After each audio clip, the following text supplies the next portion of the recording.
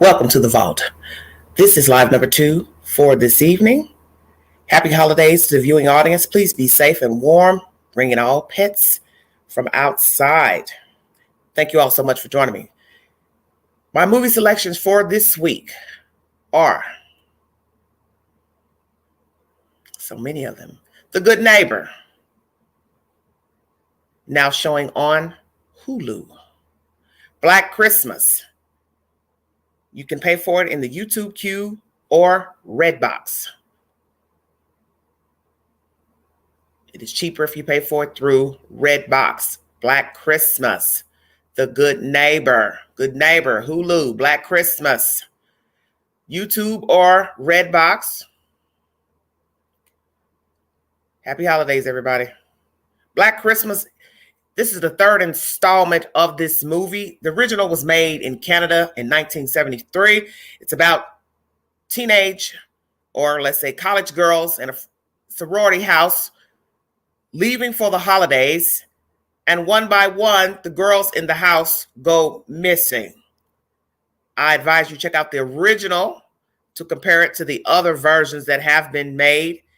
The second one was made around 2006, 2007, and now they have a third one released 2022, Black Christmas. Thank you all so much for joining me, bringing you all movie suggestions from the Queen's movie archives. Lost Girls, now playing on Netflix. This is based on a true story. This is the rendition from Shannon's mother, one of the girls that went missing. She was soliciting men on Craigslist. And this is her mother's version via Netflix. And Netflix also has a documentary pertaining to Shannon and the other girls who were victims of the Long Island serial killer. Thank you for joining me. Luckiest Girl Alive. It's based on a true story from Jessica Knoll. It is now playing on Netflix. Luckiest Girl Alive, now playing on Netflix. Thank you all so much for joining. You're bringing you all my suggestions for this weekend to enjoy for Christmas, and 100 house design ideas. Interior luxury, modern home decor, 1 hour and 53 minutes. Please take the tour of some beautiful houses here in the United States. Amen. Bringing you all updated information for entertainment this weekend. For those that like horror mysteries, I have a little bit of everything in my Rolodex. The subject matter at hand is pertaining to a man who's been released from prison. He had served 36 years for rape of a child. The other charges were not put upon him because of statute of limitations. As many of you know, with the rape cases, a lot of those cases do not get justified due to evidence, DNA coming into formation in the early 90s, and statute of time pertaining to bringing the perpetrator to justice. So this man, Richard Gillmore, has just been released. I'm going to bring you that said information.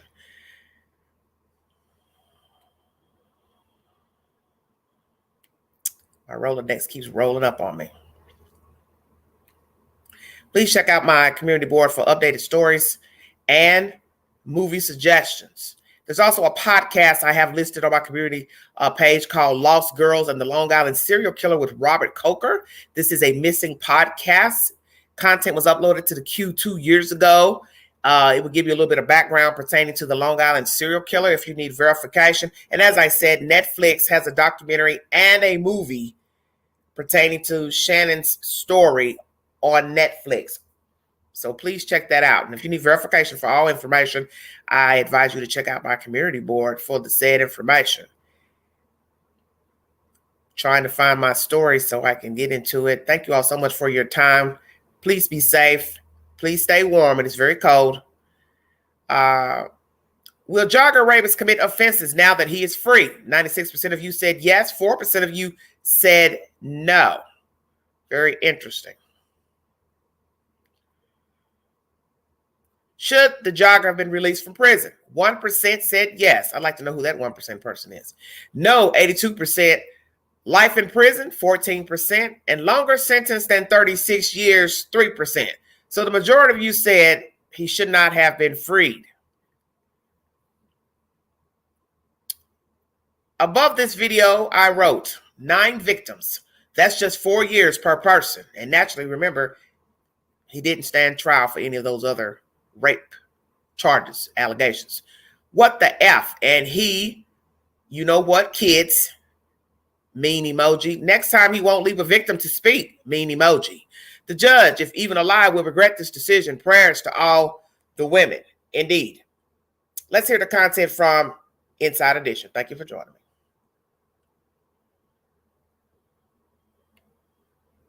And prayers to Vanna's cousin, who was viciously stabbed at a women's shelter last week in New York City. When I get more information to the story, I will bring you the information. This Charmaine character is now in New York City custody for that murder. Thank you all so much. Everyone in this neighborhood, and this woman is scared because the man who raped her is getting out of jail. She was only 13 when she was attacked by a person known as the Jogger rapist because he would jog through neighborhoods looking for his victims. But the serial rapist, who admits he assaulted at least 9 women, is now out of prison, and this woman is doing everything she can to warn people about him. This woman is on a mission. Look at the sign she's carrying. Be aware. She wants everyone in this neighborhood to know that a convicted serial rapist has moved into their midst, paroled after 36 years. He is in this area, and he will be in this area. Tiffany Edens is passing out the flyers in Portland, Oregon. There's the mugshot. She's taping them on windows. She even has T-shirts with his image.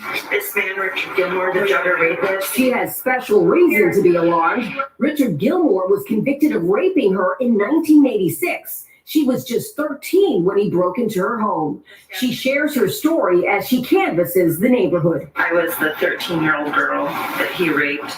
There was another 13-year-old, a 15-year-old, 17-year-old, 16-year-old, on and on. Daniel Tudor is another victim. She was 17 when Gillmore broke into her home. As soon as he saw me, he rushed my parents' bedroom. A fight kind of ensued from that point, from being thrown onto my parents' bed to ending up on the floor before he finally raped me. Gillmore admitted to raping a total of 9 teens and women, but he was only convicted in 1 case due to the statute of limitations. When he was finally released after serving more than 3 decades in state prison, Tiffany Eden and her supporters decided to spread the word after learning he was moving here.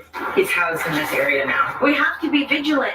She shares a special bond with all the victims, one she hopes no one else has to experience. We know what it's like, for somebody to assault you, beat you, break into your home when you're a young girl. Richard Gillmore is ordered for at least 3 years to stay away from anyone under the age of 18. He will be on a 10 p.m. to 7 a.m. curfew. Inside Edition is the source, everybody. Thank you all so much for following the content. Welcome to the vault.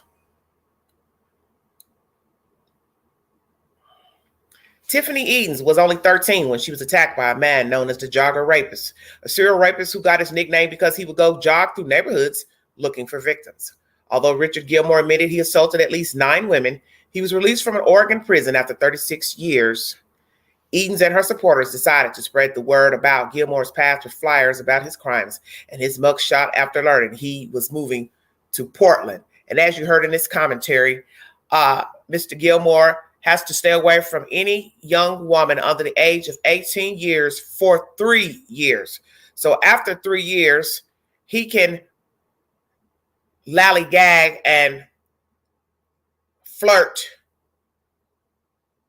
with a woman under the 18-year status. Imagine that. Let's get content pertaining to this monster. The fact that Miss Eden expresses that she was beat by this man. Who beats up a child? It's one thing to sexually assault a child, but you beat the child up. And I'm going to be very frank in my commentary pertaining to this type of crime. He won't leave a victim next time. I think most of you know this. He won't leave a victim the next time.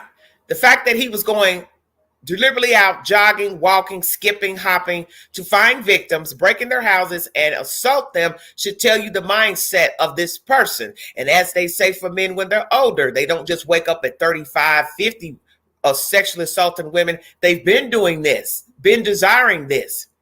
So he was possibly what? In his 20s doing it. He was a young man. He liked what he was doing. This was his thing. This is what gave him drive. This is what gave him oomph to get up in the morning, open his eyes, scouring, hunting young girls. And he didn't care that they were children. 13 is a child. 17 is a child. For some who want to argue, because many people will argue down about a 16, 17-year-old being of legal age to consent to sex. No 16-year-old needs to be having sex. No 17-year-old needs to be having sex. It is what it is. But to be hunted like an animal, sexually assaulted, beat up, is beyond words. Let me bring you commentary pertaining to the charges against Mr. Gillmore. Thank you for joining me. If you'd like to donate to this great network, $BigAngie, 129 Cash App. All stickers and chats are welcome during this live stream. Happy holidays to the viewing audience. Please be safe. If you know of anyone in need of anything personal, food or warm blanket, coat before the stores close this weekend, please go out and help someone in need. The temperatures are below freezing, so there will be some people who may not have adequate robes or pajamas, maybe even undergarments, long johns, food. Take someone something that may be in need, because these are the holidays. Some people don't have a lot of friends, family, may not have enough income to afford some things. So if it's just taking them some coffee and a warm blanket, a robe, some slippers, something, please pay it forward. Thank you for joining me. And once again, prayers for Miss Victoria Good, who died in a shelter in New York City last week, stabbed to death by her roommate. Miss Good is related to Miss Vanna, who visits the chat. And she was in my last live stream today discussing the horrible events that took place.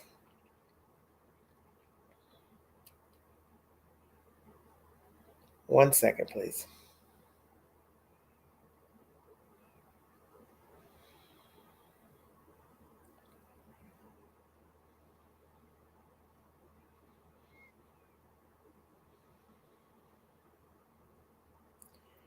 Very sick world we're in.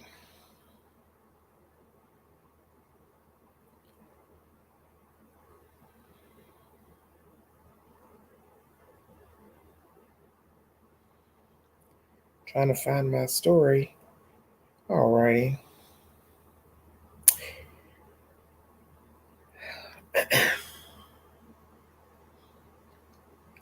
KGW8 is the source. Gillmore admitted to attacking 9 girls and women in 1970s and 80s. His classification as a low-level sex offender has drawn criticism from multiple victims. Content uploaded December 16. Serial rapist Richard Gillmore, known in Oregon as the Jogger rapist, was released from prison Friday morning. The Oregon Department of Corrections confirmed. Gillmore confessed to assaulting 9 girls and women in the Portland area in the late 1970s and 80s, although he was convicted for the last of them in 1986, the rape of 13-year-old Tiffany Eatons, because the others fell outside the statute of limitations at the time. The woman that you heard talking in the previous audio is Tiffany Eatons, now a grown adult. And she was passing out flyers pertaining to Mr. Gillmore's release. Gillmore has served 36 years in prison. He was transferred to the Columbia River Correctional Institution in Portland in August in anticipation of being released. He will initially go through transitional housing in the Old Town neighborhood and will remain on post-prison supervision through 2034 with active supervision for at least the first 3 years. A group of protesters gathered at Old Town Friday morning and hung up a series of flyers with details about Gillmore and noting that he has been classified as a low-level sex offender, a decision that has drawn public criticism. I am concerned for my family and myself, Eden said Friday. It was a little nervous to come down here and boldly bring the word out. If the state's not going to do it, we'll do it for our community. Gillmore will be classified as a level 1 sex offender, the lowest of the 3 risk levels for sex offenders, which means the state won't automatically notify neighbors of his presence. Another of Gillmore's victims has previously spoken out against that decision. What makes me angry now, is that we think it's acceptable and he is a level 1 because he is not. He is a very vicious, brutal serial rapist. Danielle Tudor said at a media gathering in October. Tudor was one of the 9 victims that Gillmore admitted to attacking. He raped her inside her Southeast Portland home in 1979. She said she believes he will reoffend and she has family in Oregon who are taking precautions. Edens echoed those concerns Friday, saying that she didn't understand how Gillmore could only be classified as level 1 and that she's concerned for the community. I'm hoping they become aware, she said. My main concern isn't about me anymore. One second, guys. Having issues with this upload.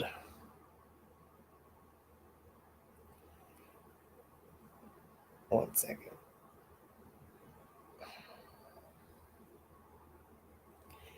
I don't know what's going on.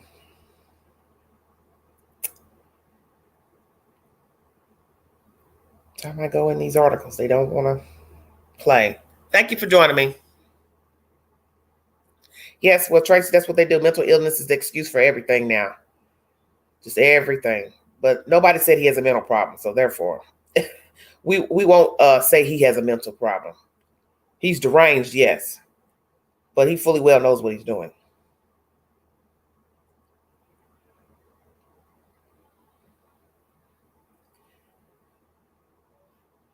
Okay, I'm having issues here. Sorry about that. Some reason this, I don't know why.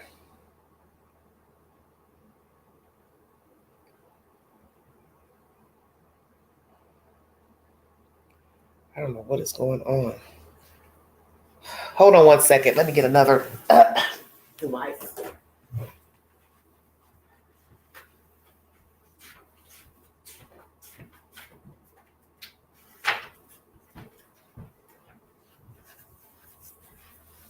Okay, let's see if we can find something. I don't know why those articles, they never want to play for some strange reason.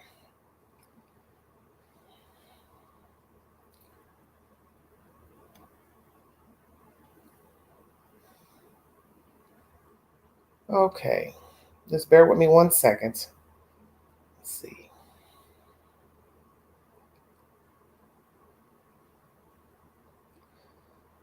Oh, the stories get worse by the moment. I've also got notification from Twitter that Billy Joe Howe has been released from jail, violating a court order in no relation to the murder of Quentin Simon.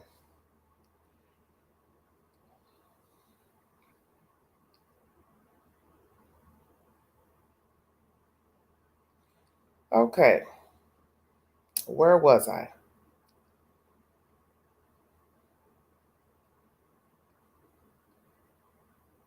As I said, Gillmore will be classified as a level 1 sex offender, the lowest of the 3 risk levels for sex offenders, which means the state won't automatically notify neighbors of his presence. Another of Gillmore's victims has previously spoken out against that decision. What makes me angry is that we think it's acceptable that he is a level 1 because he is not. He's a very vicious, brutal serial rapist, Danielle Tudor said at a media gathering in October. Tudor was one of the 9 victims that Gillmore admitted to attacking. He raped her inside her Southeast Portland home in 1979. She said she believes he will reoffend, and she has family in Oregon who are taking precautions. Edens echoes the same concerns on Friday, saying she didn't understand how Gillmore could be classified as a level 1. She's concerned for the community. I'm hoping they become aware, she said. My main concern isn't about me anymore. It's really not about me. It's about the people here, the houseless, young girls and women. They're an easy target and they have a voice. They're already broken. Who'd listen to them even miss them if they were killed or raped. Now, the fact that she says this and she has been accosted by this perpetrator, I still would fear for my safety, because who's to say he doesn't try to find you? See, that's the thing.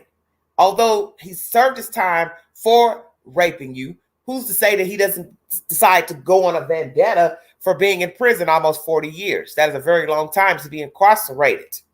And to get out, this is a new world to him. He's got to start over. He's got to worry about getting a job eventually, how he's going to live, if he decides he wants to date, marry, have children. Because he will move on. Most people do when they get out of prison. And some do reoffend or commit more heinous crimes than what they went to prison for. And I agree, he's not to be trusted because he did it so many times. He did it so many times. And frankly, I'm surprised that he even admitted to raping 9 women and girls. Because you're already facing charges for 1 count. Why would you admit to others? But possibly his lawyer told him, don't worry about the other ones. If you did do them, they can't do anything to you because of the statute of limitations. That is the reason why that is the most disrespectful theory, or whatever you want to call it. After so many years, 6, 7 years, we don't find the perpetrator. We put it in a bag and throw it away. Now, I think some states are picking up it as like a murder charge or attempted murder. You commit the crime no matter when you did it. There are no limitations. It should be limitations because it's a crime. It's a sexual crime. So whether it's an adult or a child, the person 9 times out of 10 will not be rehabilitated, won't seek rehabilitation, counseling. So they are a threat to society because they're walking around thinking it's okay to sexually assault people. And God forbid they decide to kill them. Now you're talking about a sadist / murderer. There should be no limitations on sexual crimes or sexual molestation. Doesn't matter if they penetrated the victim or not, penetrated the child or not. The fact that you touched them without their permission, it's a crime. Okay, I will finish. As she said, who listened to them or even missed them if they were raped or killed? When asked about the post-release plans for Gillmore, a Multnomah County spokesperson said, the County Department of Community Justice has been working with the Oregon Board of Parole and Department of Corrections on transition planning. Despite his low-risk status, Gillmore will be placed on a high-risk supervision plan, which will include GPS monitoring, a strict curfew, and regular check-ins, both scheduled and unscheduled, the county said. It will also include a prohibition on contracting victims in any way and prohibitions on contacting minors or being in places where minors congregate. Very interesting. Gillmore will live in subsidized housing in Northwest Portland in a location where minors are not permitted, the county said. The site is staffed 24 hours by a community provider and 5 days a week by the Department of Community Justice.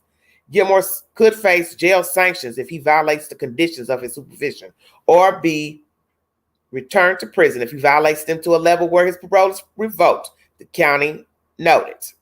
So, he's on parole then. Interesting.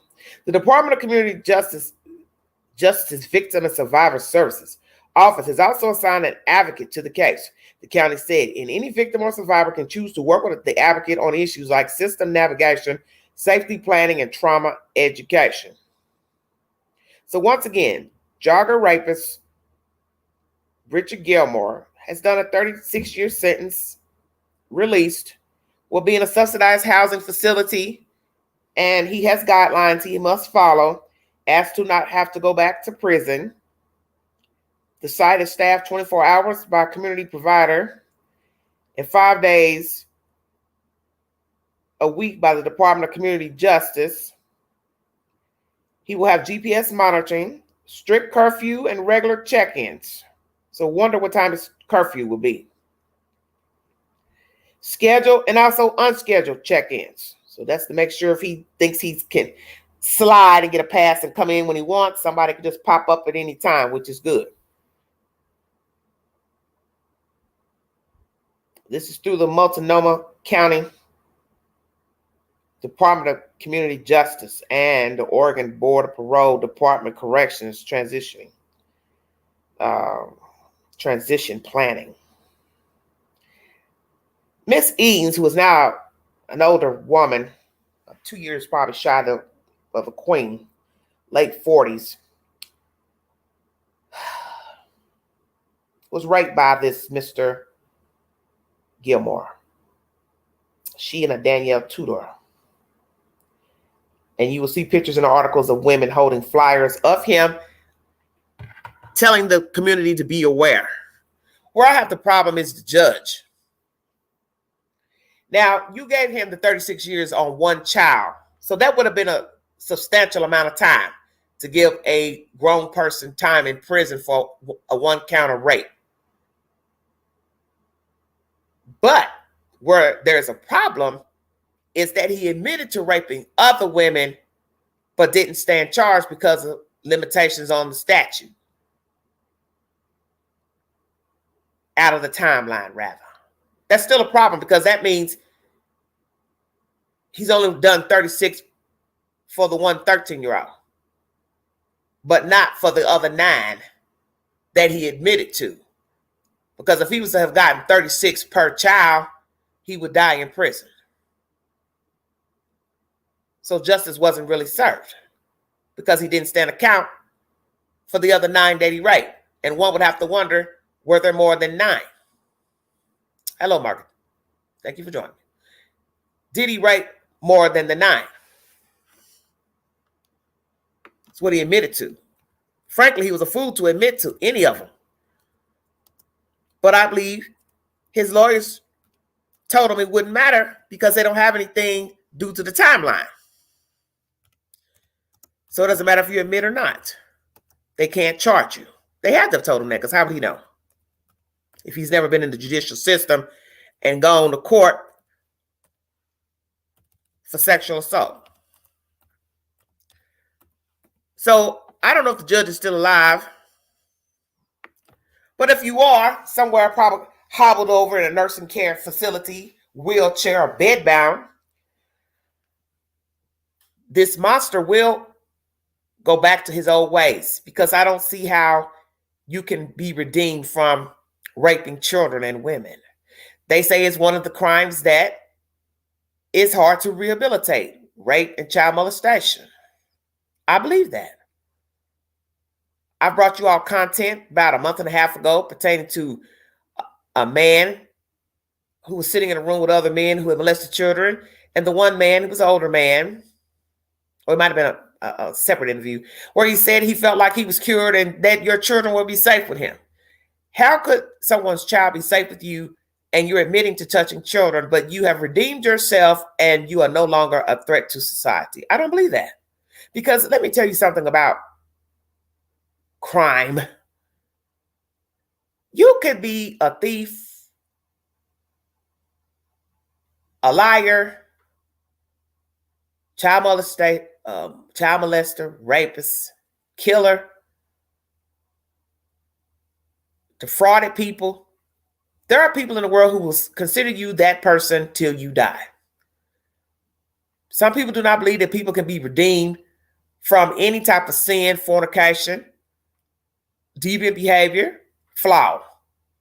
So be it you rob people for a living, stick up people for a living, steal checkbooks, drug addict. People will say, well, she's still a drug addict. I don't care that she changed her life and said she changed her life. She's still an addict to me. Oh, he used to drink, get drunk. He's still a drunk to me. Oh, he used to gamble, don't gamble anymore. He's still a gambler to me. See, there are people who will consider you still the same. Even if they see your behavior is not of what it was during the time that you were flawed, let's say. You're not stealing, you're not robbing, you're not defrauding people, you're not, fornicating or soliciting people for sex. But some will still view you as that. The prostitute, the drunk, the drug addict, the gambler, the thief, the robber, the molester, the rapist, the murderer.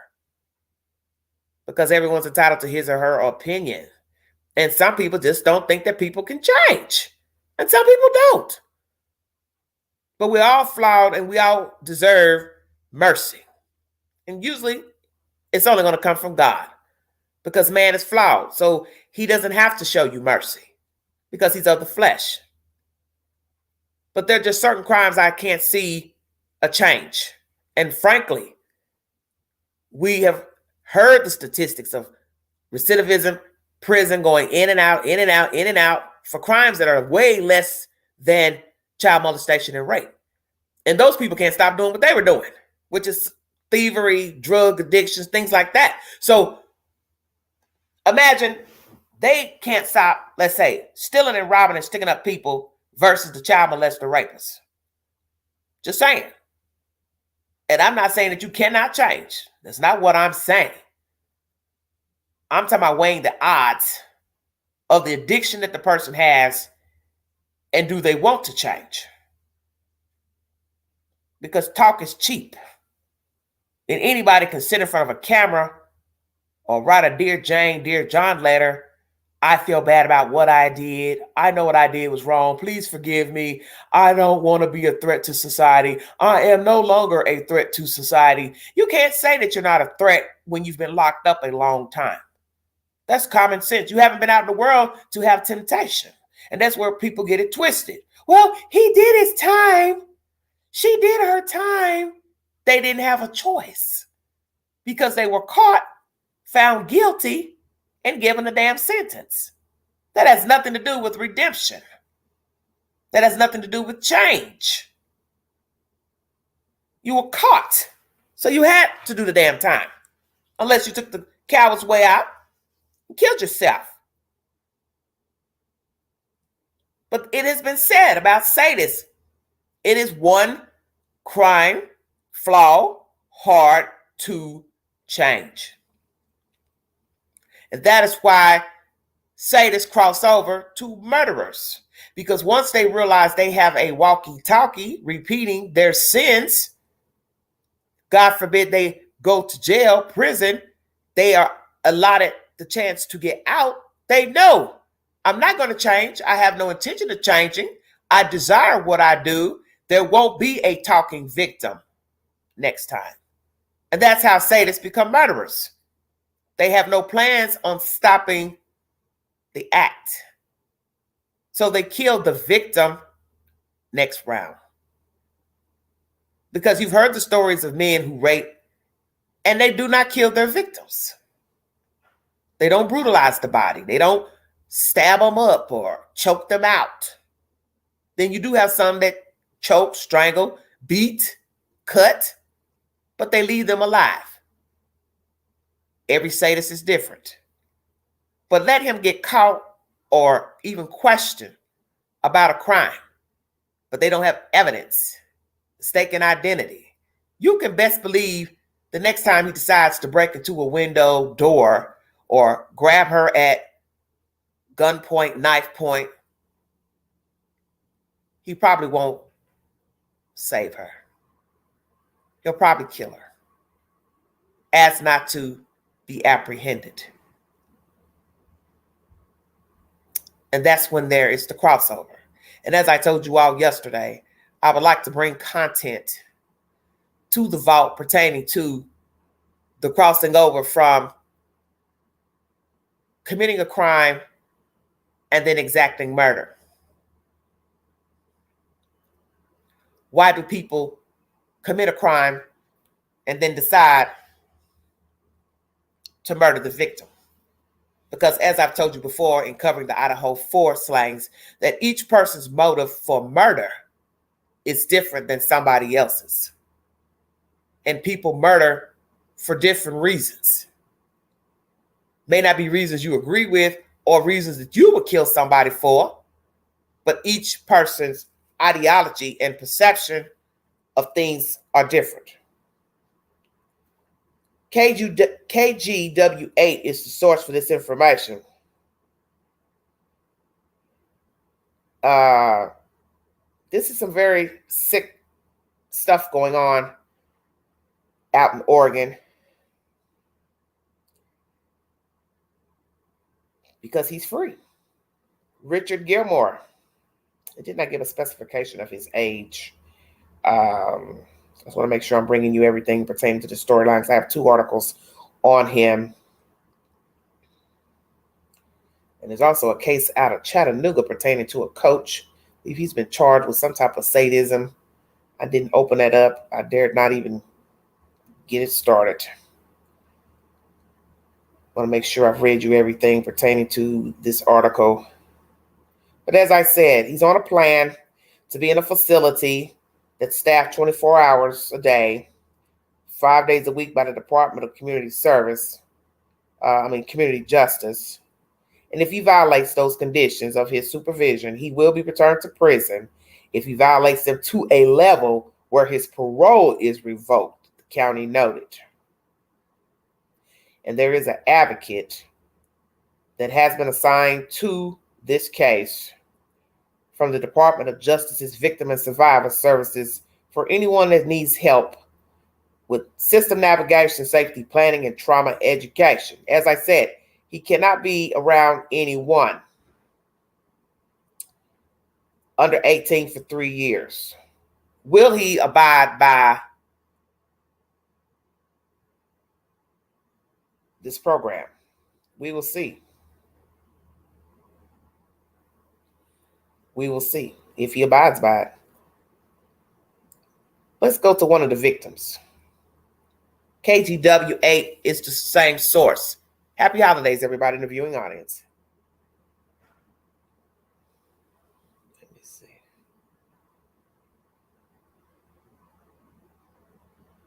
What I have here to play.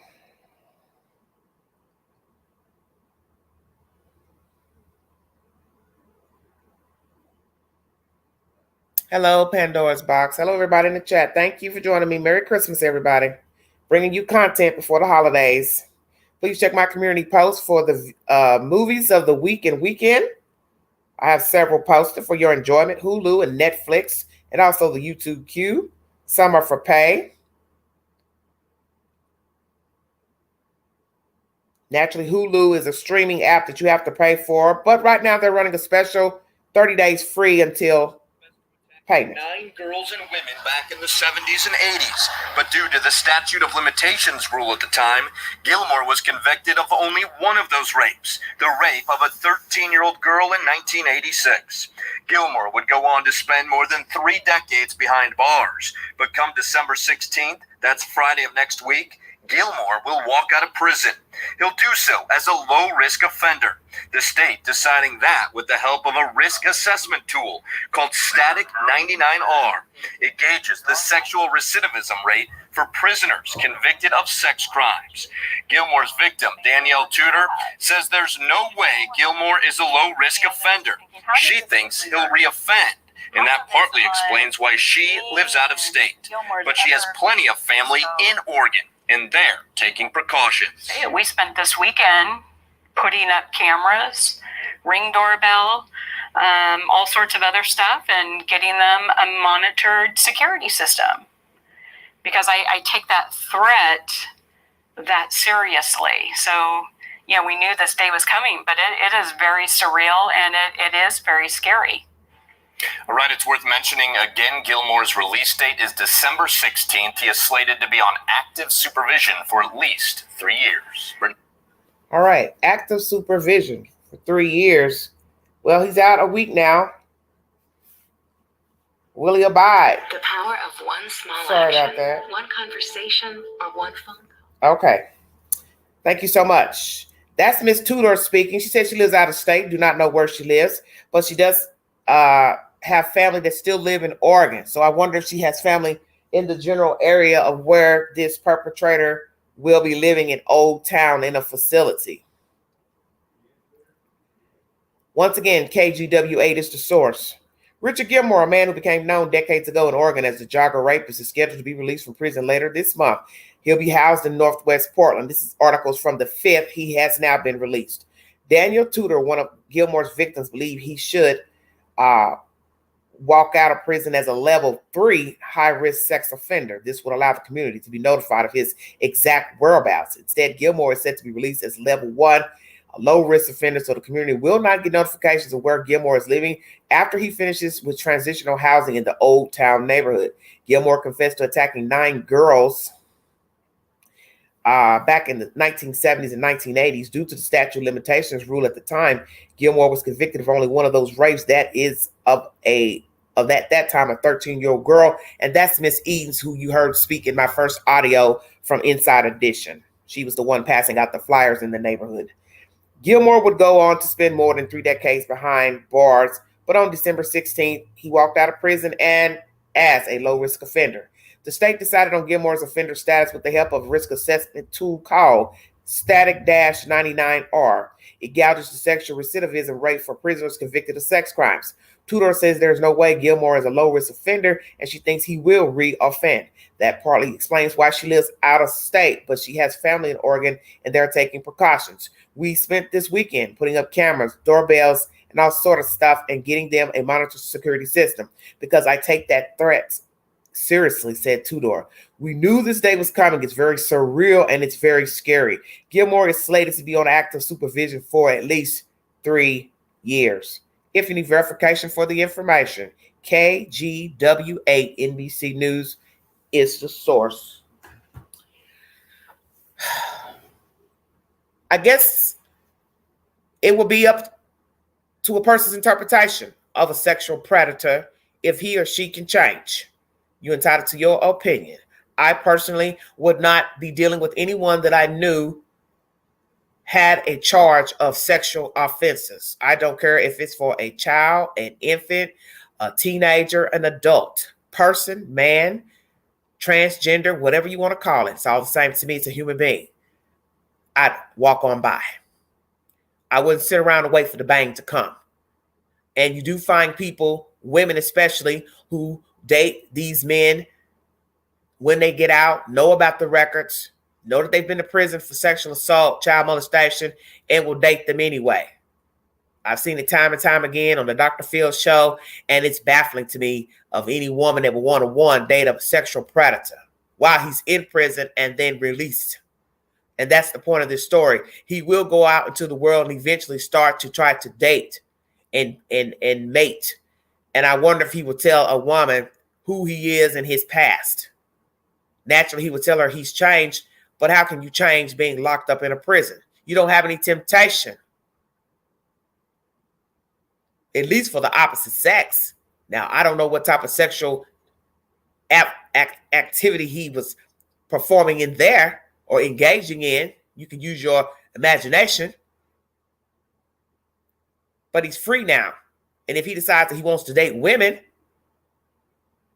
God forbid, to be dating a man and not know that he also raped women and children. Now, a lot of women will Google search, also pay the site to see what type of background a person has. Many people advise that you do so because you don't know people. And you also have to hope that whoever you're talking to, you're actually talking to that person with that adequate, correct government name. Because a lot of times when you meet people, do you actually ask them for their ID? Hey, let me see your ID so I can make sure the person in the picture is you. Well, you can always get a fake ID. You can always get somebody's credentials and get a fake state ID and or driver's license. But he's free now. And has he changed? Has he redeemed himself? But I don't think you can redeem yourself in prison.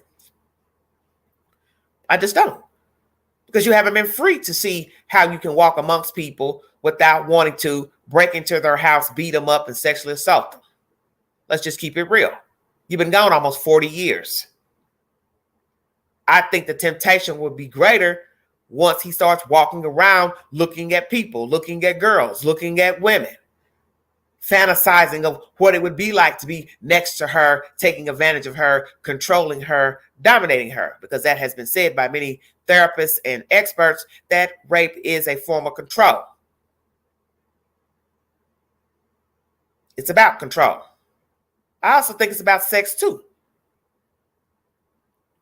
I refuse to believe that it's not about sex, because you can control a person without having sex with him or her. It's called manipulation. But I believe sex is a big part of the fascination, the crave, the desire, the deviant insatiable desire to control a person. It's both sex and control. And I think a lot of these men who commit these crimes against women, such as rape, they also have an insatiable appetite for sex. How could you not? Because if you didn't really want to offend somebody sexually or grope them, you wouldn't do it. Why would you do it? And you have men are like that. They want to touch. They want to talk dirty, filthy talk. Every conversation is nasty. I prefer not to even be in the company of a man who can't even hold a conversation without talking about sex. Because there are men that are like that. They can't even say hello unless it's something sexual in nature. And that lets me know that 1, you don't have conversation. 2, you don't respect yourself. 3, you do not respect women. And as I said earlier, pertaining to sadists and serial killers, this starts in childhood. Most men who behave this way don't have respect for their mother or their female guardian. That's why when they grow up, it's easy to talk nasty talk, dirty mouth talk to women, call them nasty names, put their hands on them, sexually assault them, and children, because they loathe their female parent. So how can you go out and assault a woman, disrespect a woman verbally or physically, sexually, and say you respect your mother? You can't. Can't call a woman a bitch and a whore and rape her and then say, I love my mother, I love my sister. I doubt that. That's just my perception. I would keep a close eye on him.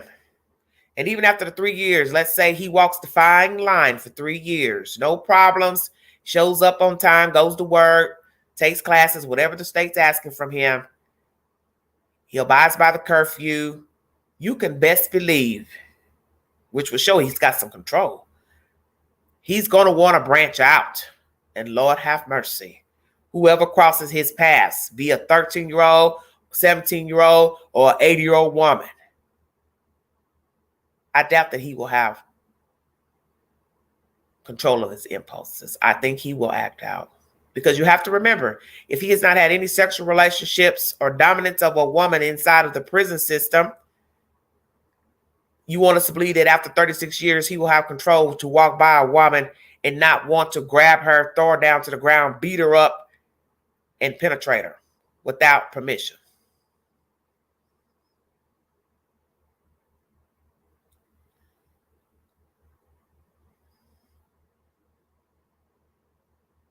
I think it would be hard.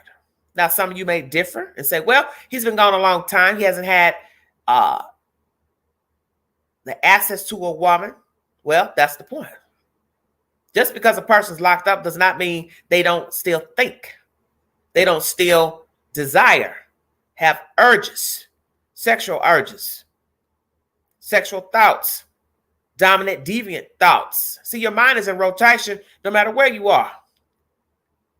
Whether you're in prison, you're in jail, you're bedridden, you still have a mind.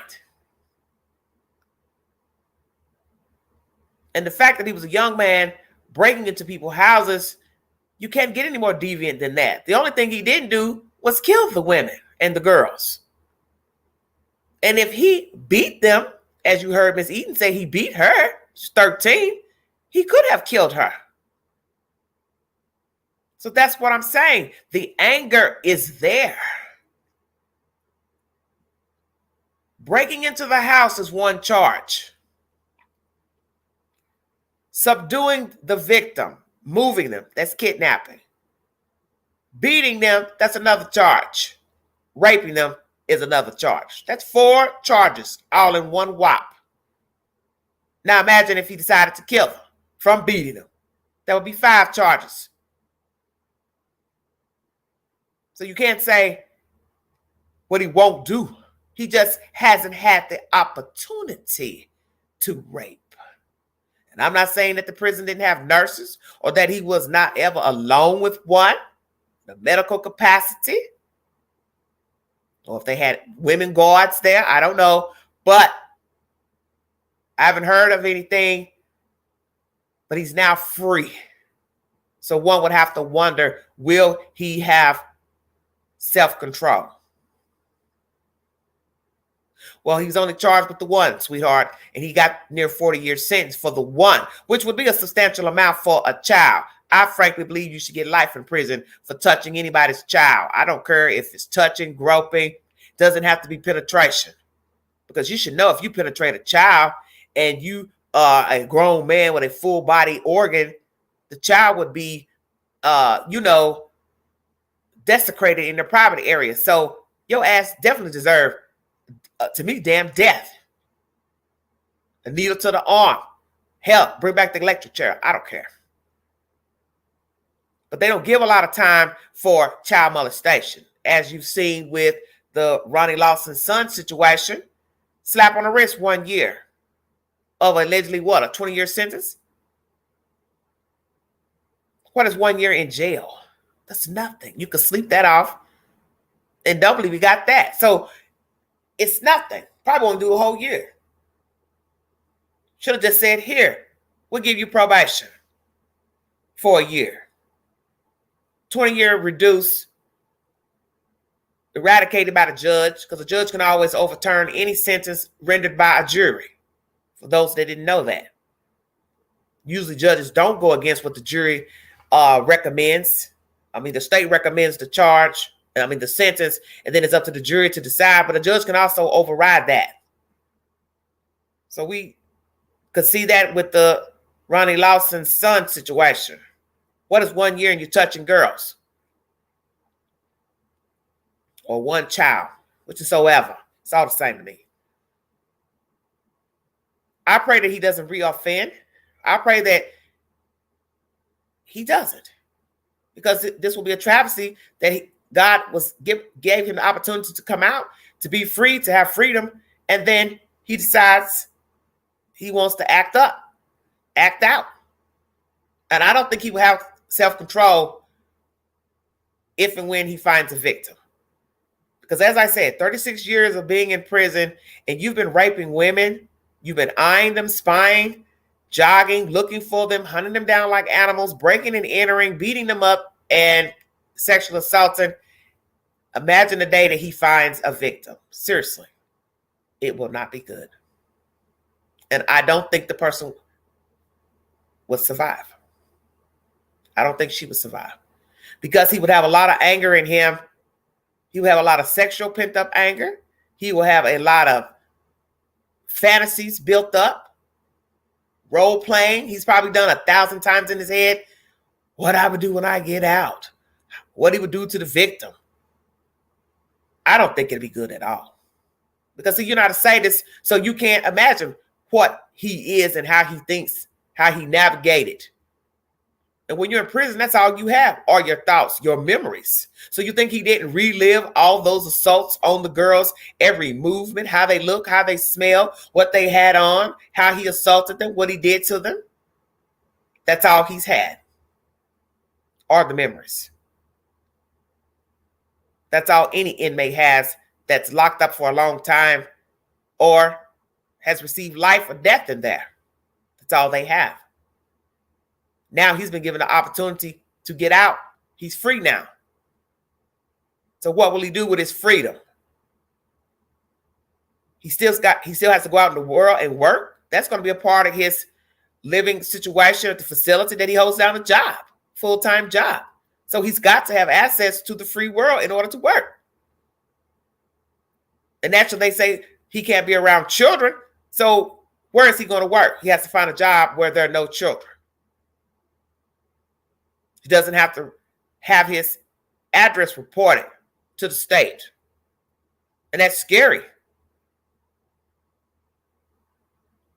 Because he may work somewhere where there's actual women coming and going. Doesn't mean he can't push somebody in a corner or a room and sexually assault her on the job. Stay woke. That's my commentary for this evening pertaining to Richard Gillmore. He is now a free man after serving 36 years in prison for the rape of a 13-year-old child. She is now an adult. She's speaking out, Miss Edens.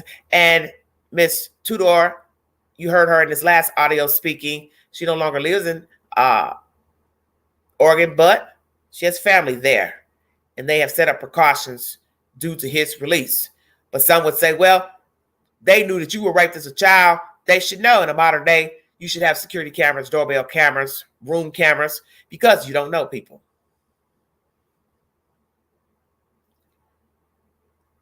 Yes, there'll probably be no witness this time. You need security cameras anyway if you can afford them, because at some point you have to trust somebody to come in your house. That's the thing that people don't understand. You have to trust people to come in your house to do work for you. Internet service, plumbing, electrician, fix your roof, pave a driveway, whatever it is that you need around your house, inside of your house. You have to trust somebody. And that is why we have the crimes we have, because most crimes deal with opportunity. So God forbid that you are ever stranded, or you see someone stranded, you want to offer help. Everything's about opportunity. Leaving an open window, open door, going somewhere late, nobody's around to visually see you, help you. The predator pounces because he knows there's nobody out, assumingly. Everything's a window of opportunity for the predator. That's why you have to be aware of your surroundings. You have to be aware of your faculties. This is why I tell people why you need to always have your mind right when you are outside of your door. Don't be out loopy, overly medicated, overly stimulated by any type of drugs, narcotics, alcohol, because your defenses are down and the perpetrator will see this. And God forbid he's working with a partner, because men do use women. Sometimes it's two men. Sometimes it's a man and a child. Stay woke. You have to be on your game when you are outside of your door. And also letting people into your house, new visitors, new friends, acquaintances. Everybody will not favor you. And it's scary when you're a single person too, because as I said, if you rent, somebody has to come in your house to fix a stove, a refrigerator, plumbing. You don't know this person coming into your house. You may see them time to time and share a laugh or two, a joke, but that does not mean he will not turn on you, because you don't know him. You're assuming he won't touch you, hurt you,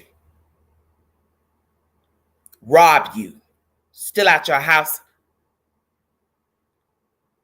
You have to be aware.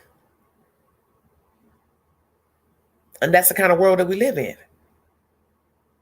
Even the handyman syndrome is starting to be a problem, I see, with the case with the lady in New York who was killed by the guy she was dating. She was married, and he was her handyman. I brought you that case several months ago. Then there was the Caucasian lady in Florida. She also had a handyman, and somehow he turned on her. And she was out for the evening. In both cases, both women were out for the evening, and the men, I believe, were in their house when they got back. The one in New York, they believe he took a key out of a fire pit grill and made his way in the house. And with the case in Florida, he Ubered to her house. Do not know if he waited outside till she got home or he made his way into her house. But the point is, they lied in wait. And these are people who work for these women doing odd jobs. So you see, you could think you have a good rapport with somebody of the opposite sex. It may have had no type of sexual relationship or situation with them, and they turn on you. Or you could have had some type of sexual relationship. It's not working out. You don't want to be bothered anymore. You don't want to be in that type of situation with the person, and they can't take no for an answer. So they decide to turn on you. And with the case of the woman in Florida, she was found in the sewer system on the property, which was so baffling to me and disturbing. Out on the town enjoying herself, to come home murdered by a so-called handyman, and he drops her in the sewer drain on the property. And the detective found her because something told him to look down in there. And they said they believe he put her in there alive. Imagine that. Maybe she was, hit, beat up or something. He threw her in there, but she was not dead. So you don't know people. You have to be careful of your surroundings. And a lot of people will say, even to me, oh, you think the worst, you're always thinking the worst. No, I'm thinking about living. That's what I'm thinking about. If I say, park your car where I can see it, then that's what the hell I mean. If I say I want to see my car near my window, then that's what I mean. I don't need an explanation. And so you have to be leery of people who think it's a joke because you're looking out for your safety and you're looking out for their safety. Whether they were a man or a woman or a visitor, you're just letting them know, I like to be aware of things. Because if I say I don't trust people, then that's what the hell I mean. You don't have to like it. But you're a visitor here, then you should abide by what I'm asking. See, that's what's wrong with people, especially men. Everything's a joke. Oh, ain't nobody gonna do nothing. Ain't nobody gonna break in your house. You too close to the street. They will see somebody breaking in your window. Well, if they don't care about climbing in the window at 3 o'clock and being seen, what does that mean? It don't mean nothing. Because when you use logic, breaking and entering into anywhere, there's a propensity to be seen. So that makes no sense to say, well, you live on Front Street. It's too close. Cars go by. Somebody can see the person coming in. Oh, but they could go through your other door. Well, thank you for telling me that. As if I didn't know that.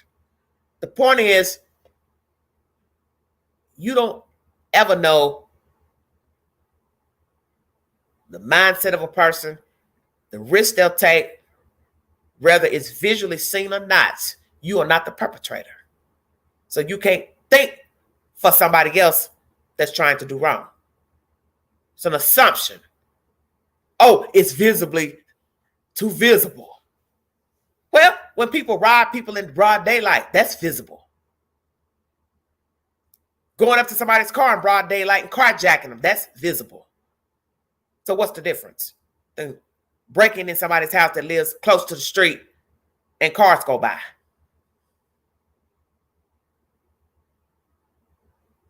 Maybe they're hoping nobody's going to be driving by at 2, 3 a.m. in the morning. And if somebody's driving by, are they going to call 911 because they saw somebody peering in a window or using a step ladder or a rock to get into the window? See, everything's about interpretation. Because we all have seen probably strange things going on with people in windows and doors and cars, but we did not call 911.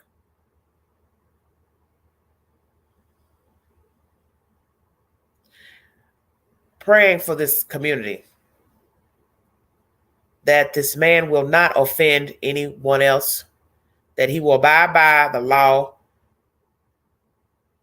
and live cohesively amongst his neighbors.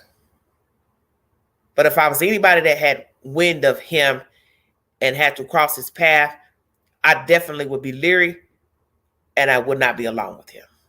Because as this information has stated, after 3 years, Mr. Gillmore can fraternize with any age group he desires. And it will be up to someone's parent to use precaution of any underage children around Mr. Gillmore after 3 years. If you'd like to donate to this great network, The Vault, $BigAngie 129 Cash App. All stickers and chats are welcome during the live streams. Please be safe, stay warm. Temperatures are below freezing in most parts of the United States. Bring in all your pets as not to have a deceased animal. And as I've told you here in Knoxville, Tennessee, they will bring forth charges against you if your animal dies in this extreme cold, as they should. Because it's time also for people to go to jail for animal abuse and cruelty, because those crimes get a slap on the wrist as well. Happy holidays. Merry Christmas. God bless all of you. Please be safe. If you don't celebrate the holidays, Please be safe and be aware of your surroundings. Thank you for following the content. Please check my community board for all polls and movie suggestions. The Good Neighbor is one suggestion. Very interesting. It's filmed abroad, but it's a very good movie. It shows you how you can get yourself tangled up into something that you knew you should have reported to the police, but you didn't. And your sidekick decides to hold you under his wing as collateral. Very good movie. Very good movie. Black Christmas, third installment, now playing in the YouTube queue for Pay and Redbox.